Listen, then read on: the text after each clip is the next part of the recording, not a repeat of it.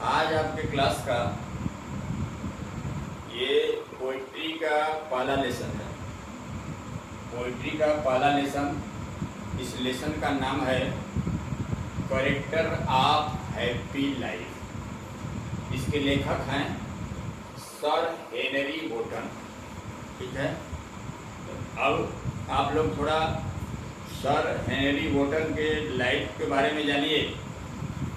जबकि आपकी परीक्षा में इनके लाइफ से बहुत ज़्यादा मतलब नहीं होता है, लेकिन जब नाम जान गए, ये मेरे इस लेसन के लेखक जो हैं सो सर हेनरी वोटन साहब हैं। तो सर हेनरी वोटन के बारे में कुछ जानकारी आवश्यक है।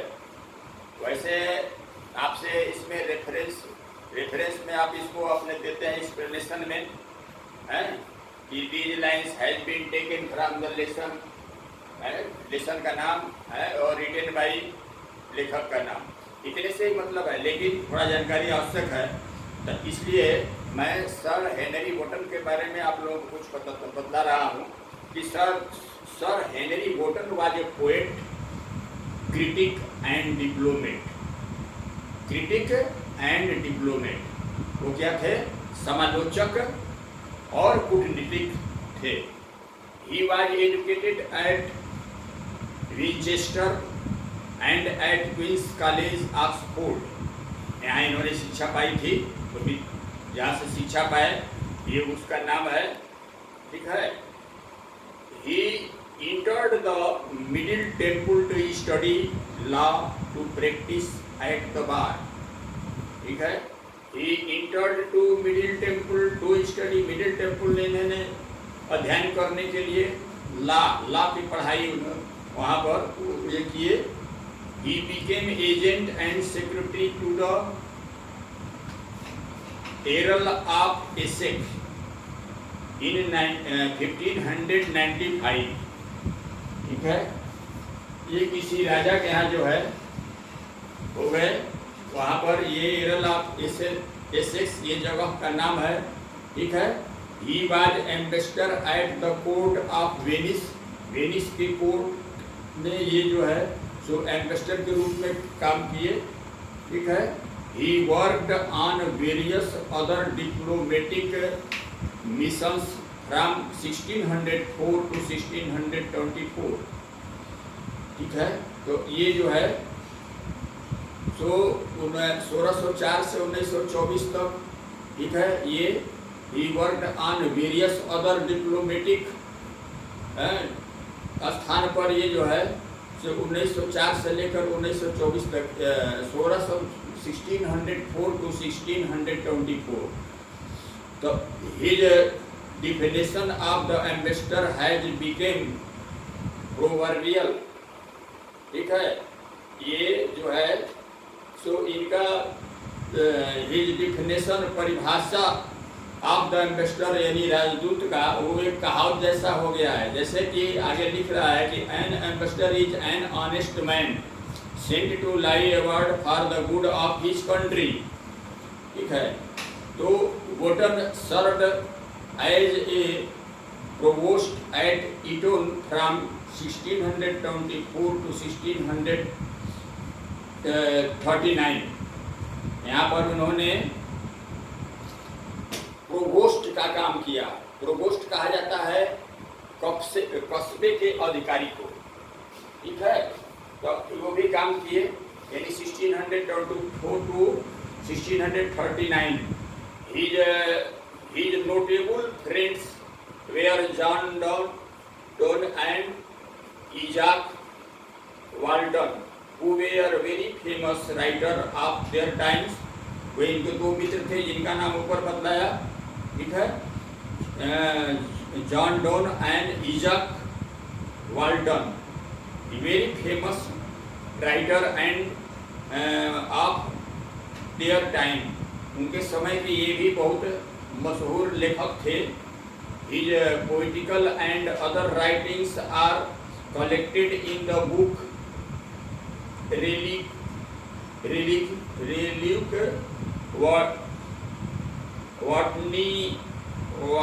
Wattnigen।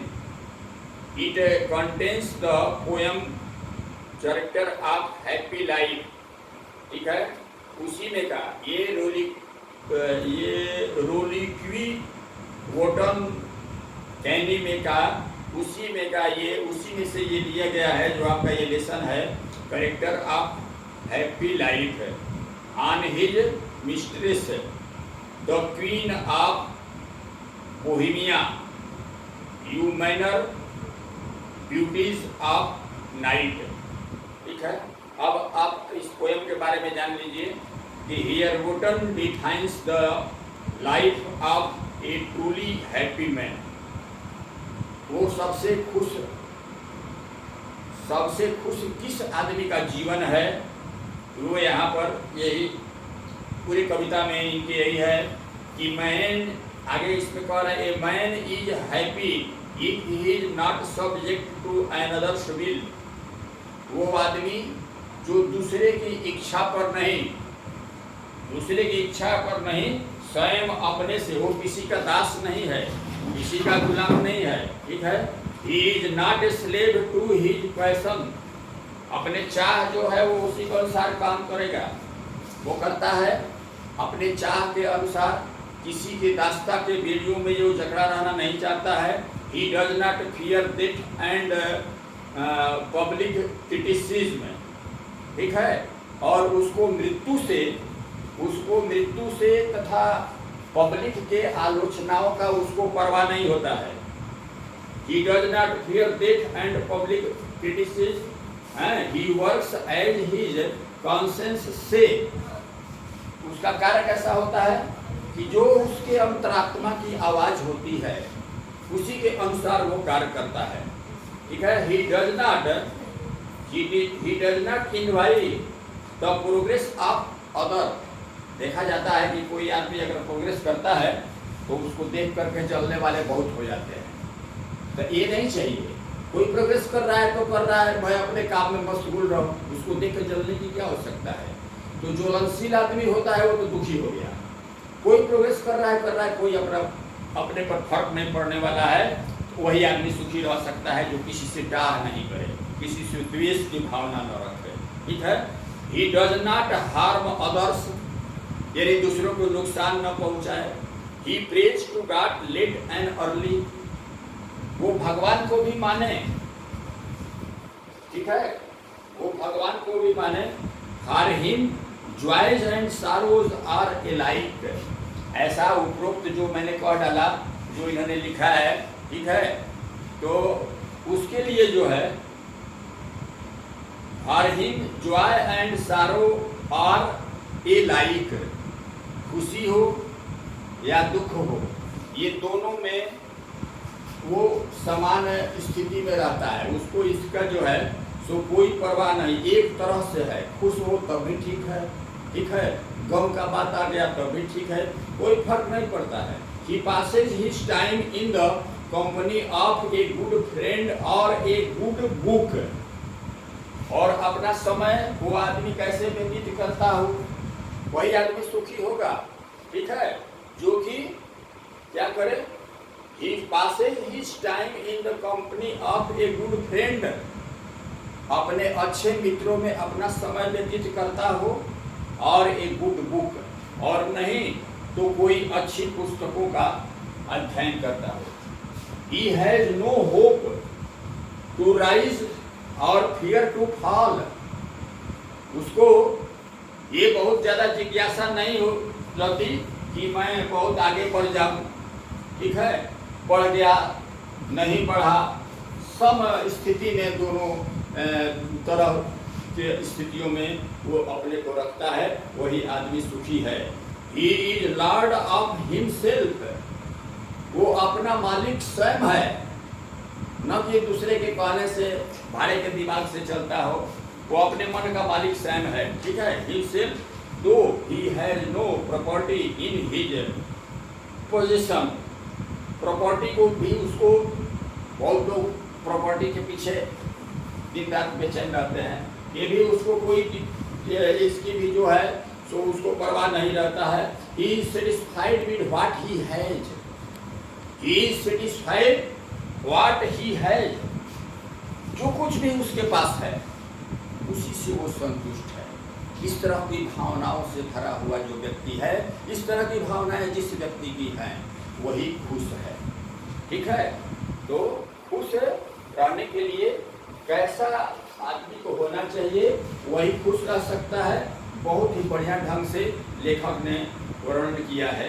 तो चलिए अब इन्होंने कैसे लिखा है, इनके लेख को मैं पढ़ के आप लोगों को बताते जा रहा हूँ कि how happy is he born or taught that serves not another's will, whose armor is his honest thought, and simple truth is utmost skill. कह रहे हैं कि how happy is he born or taught, वो कितना कैसे कितना है खुश है जो जन्म लिया और taught मीन्स पढ़ाया गया, that served not another's will, वो जन्म लिया तो यहाँ पर क्या होता है, जन्म लिया पढ़ाया लिखाया सिखाया जाता है, उसके अनुसार के चलना होता है, नहीं, that served not another's will, वो आदमी जो दूसरे के इच्छाओं के अनुसरण नहीं करता है, whose armor is his honest heart, armour बोला जाता है कवच को, ठीक है, तो उसका कवच क्या है, उसकी ऑनेस्ट थॉट, ईमानदारी से भरा हुआ सोचा हुआ, ठीक है, and simple truth his utmost skill, skill कहते हैं कुशलता को, वो कुशल है किस चीज में, सत्य में, ऑलमोस्ट स्किल, उसकी कुशलता उसका सत्य है। ये चार पंक्तियां हो गई। अब आगे बढ़ते हैं। Whose passions not his masters are, वो अपने चाह का गुलाम नहीं है, ठीक है, क्या है कि whose passions not his masters are, उसकी चाह जो है, इच्छाएं जो है, वो इच्छाओं का दास नहीं है, ठीक है, और whose soul is still prepared for death, मृत्यु की भी उसको परवाह नहीं है, वो जानता है, ये आत्मा में उसको इससे स्वयं में संतुष्ट है कि मेरा अगर जन्म हो गया तो मृत्यु ठीक नहीं। United unto his world with care of princely love और विलगर ग्रीड, ठीक है, the United unto the world with care, सबसे मिल करके इस संसार में सावधानी के साथ रहता है, और प्रिंसली यानी राजकुमारों जैसा ऐश्वर्य आनंद और रेगुलर ब्रीड, और वो भद्दा और अशिष्ट, ये सब उसको नहीं चाहिए। Who hath his life from rumors freed, who hath his life from rumors freed, जो कि